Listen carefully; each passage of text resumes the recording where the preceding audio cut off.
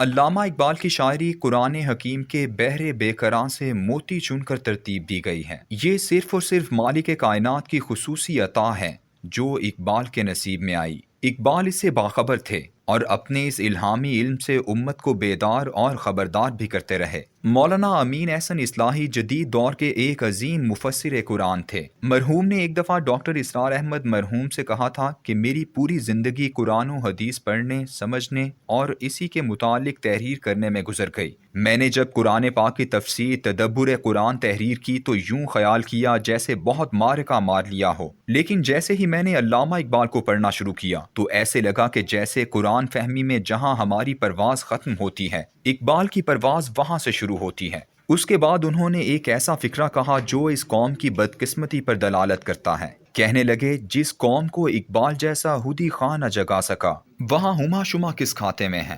اسلامی تاریخ میں بہت کم لوگ ایسے ہیں جنہوں نے دعوے کیے اور وہ روز روشن کی طرح سچ ثابت بھی ہوئے۔ انوار قرآن کے غواص اقبال نے اپنے بارے میں اللہ کے حضور دعا گو ہوتے ہوئے ایک بہت بڑا دعویٰ کیا ہے۔ فرماتے ہیں، ترجمہ: اگر میرے دل کے آئینہ خانے میں کوئی خوبی نہیں ہے، اگر اس دل میں قرآن پاک کے سوا کوئی ایک حرف بھی موجود ہے، تو اے اللہ میری فکر اور عزت و ناموس کا جو پردہ بنا ہوا ہے اسے چاک کر دے اور اپنے اس خوبصورت باغ میں سے میرے جیسے کانٹے کو نکال پھینک، مجھے میدان حشر میں خوار اور رسوا کر دے اور مجھے رسول اکرم صلی اللہ علیہ وآلہ وسلم کے پاؤں کے بوسے سے بھی محروم کر دے۔ یہ دعویٰ اقبال ہی کو زیبا تھا کہ مدتوں بعد آج بھی اقبال کے کسی نہ کسی شعر کے مفہوم میں چھپی ہوئی قرآن پاک کی کوئی آیت نظر آ جاتی ہے۔ علامہ اقبال کی شاعری کی پہلی کتاب بانگ درا 1924 میں شائع ہوئی، لیکن اس میں اقبال کی گزشتہ 25 سال کی شاعری کا انتخاب تھا جو انہوں نے خود کیا تھا۔ یہ وہ دور تھا جب یورپ دو اہم مادی نظریات، سرمایہ اور محنت میں تقسیم ہو چکا تھا۔ روس میں 1917 میں مزدوروں کی آمریت کی بنا پر بالشوک کمیونسٹ انقلاب لاکھوں افراد کی لاشوں پر سوار ہو کر آ چکا تھا، اور بقیہ یورپ میں سودی سرمایہ دارانہ معیشت اپنی جعلی مصنوعی کاغذی کرنسی کے بلبوتے پر قائم تھی۔ جدید مغربی تہذیب کا تصور زندگی اسی معیشت کا اظہار تھا۔ دونوں بڑے نظام ہائے زندگی سے مذہب کو رخصت کر دیا گیا تھا۔ دونوں معاشروں سے اخلاق، اقدار، شرم و حیا، خاندان، نسل انسانی کی تربیت، آخرت کا خوف، یہ سب کے سب یا تو رخصت کر دیے گئے یا پھر ثانوی حیثیت اختیار کر گئے۔ اس عظیم تبدیلی اور بدلتی ہوئی تہذیب اور معاشرت کو اگر کسی نے قرآن کے علم کی روشنی میں پہچانا تو وہ صرف اور صرف اقبال تھے۔ صدیوں سے مفسرین قرآن سورہ الانبیاء کی آیات نمبر 95-96 پر بغیر توجہ دیے گزر جاتے تھے، حالانکہ ان آیات میں آخر الزمان یعنی قیامت سے پہلے کے دور کی اہم نشانی یاجوج ماجوج کا تذکرہ موجود تھا۔ ان دونوں آیات میں تو اللہ نے یاجوج اور ماجوج کے کھولے جانے کے بارے میں وقت کا بھی کسی حد تک اشارہ دے دیا تھا۔ فرمایا، اور جس بستی کو ہم نے ہلاک کر دیا اس پر لازم ہے کہ وہاں کے لوگ پلٹ کر نہیں آئیں گے یہاں تک کہ یاجوج ماجوج کھول دیے جائیں گے اور وہ ہر بلندی سے حملہ آور ہوں گے۔ مفسرین اس بستی سے ہمیشہ سے یروشلم کی بستی تعبیر کرتے چلے آئے تھے۔ 1920 میں یہودیوں کو یورپ کی اقوام نے واپس یروشلم کے آس پاس دوبارہ آباد کروانا شروع کیا،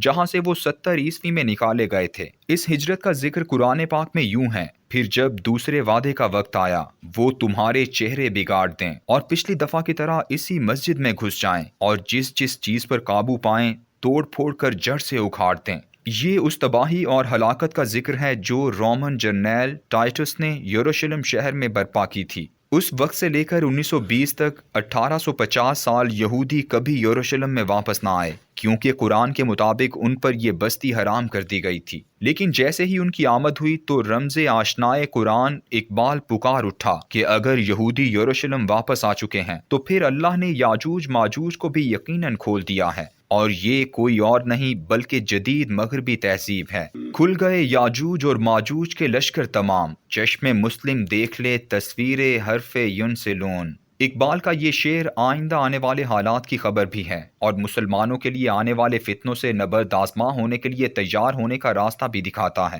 لیکن یہ شعر اسی طرح سے ہمارے اہل علم کی نظروں سے اوجھل رہا جیسے ہمارے مفسرین سورہ الانبیاء کی آیات سے خاموشی سے گزر گئے۔ مولانا انور شاہ کشمیری نے ان آیات کے حوالے سے تھوڑی سی گفتگو ضرور کی اور مولانا فضل الرحمان انصاری نے بھی اسے موضوع بنایا۔ لیکن شاید جدید مغربی تہذیب کا فسوں اس وقت تک پھیلا نہیں تھا، اس لیے ان احباب نے بھی بات آگے نہ بڑھائی۔ لیکن گزشتہ 3 دہائیوں سے اللہ نے ایک ایسی شخصیت کو یہ توفیق عطا کی اور اس نے اپنے تمام علم، تحریر و تقریر کا موضوع ہی آخر الزماں بنایا، اور یاجوج ماجوج کے بارے میں اقبال نے جو اشارے دیے تھے ان کو اس طرح کھول کر بیان کیا کہ ہر بات روز روشن کی طرح واضح ہوتی چلی گئی۔ اس شخصیت کا نام شیخ عمران حسین ہے، جنہوں نے زانو تلمذ مولانا فضل الرحمن انصاری کے ہاں طے کیا۔ مجھے عمران حسین سے متعارف آج سے 20 سال قبل خانہ کعبہ میں ایک یورپی مسلمان نوجوان نے کروایا، جو صحن کعبہ میں بیٹھا ان کی کتاب یاجوج اور ماجوج کا مسلسل مطالعہ کیے جا رہا تھا۔ اس دن سے لے کر آج تک میں انہیں مسلسل پڑھتا اور سنتا چلا آ رہا ہوں۔ آج سے 10 سال قبل 18 فروری 2012 کو جب عالمی سودی معیشت کے متبادل کی تلاش اور پاکستان میں سودی نظام کے خلاف جدوجہد کے لیے العلم ٹرسٹ فاؤنڈیشن کا قیام عمل میں لایا گیا، تو شیخ عمران حسین کی اسلامی معاشی نظام اور مغربی معیشت کے روح میں لکھی گئی تحریریں اور تقریریں ہمارے لیے مشعل راہ تھیں۔ انہی کے افکار سے متاثر عمر ابراہیم نے درہم و دینار بنانے کی تحریک شروع کی۔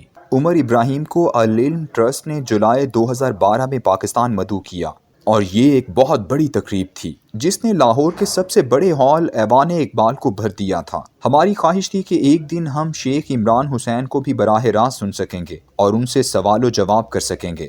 ہماری خوش بختی ہے کہ وہ گزشتہ چند ماہ سے پاکستان میں ہیں، لیکن کرونا نے یہ موقع ہی نہیں دیا کہ ان سے وسیع پیمانے پر مستفید ہوا جا سکے۔ ان تمام پابندیوں کے باوجود العلم ٹرسٹ فاؤنڈیشن نے آج مؤرخہ 7 اگست 2021 بوقت 3 بجے شام یہ اہتمام کیا ہے کہ ان کو براہ راست سنا جا سکے۔ ان کی تقریر کا موضوع مسیحِ قرآن اور آخر الزماں ہے، اور یہ تقریب ظفر Ali Khan trust auditorium C21 نون ایونیو مسلم ٹاؤن میں منعقد ہوگی۔ آڈیٹوریم میں جگہ بہت کم ہے، اس لیے کوشش کیجیے کہ وقت پر آئیں اور تمام احتیاط ملحوظ خاطر رکھیں۔ مجھے علم ہے کہ تشنگان علم بہت ہیں، اس لیے اگر جگہ میسر نہ آ سکے تو پہلے سے ہماری معذرت قبول فرمائیں۔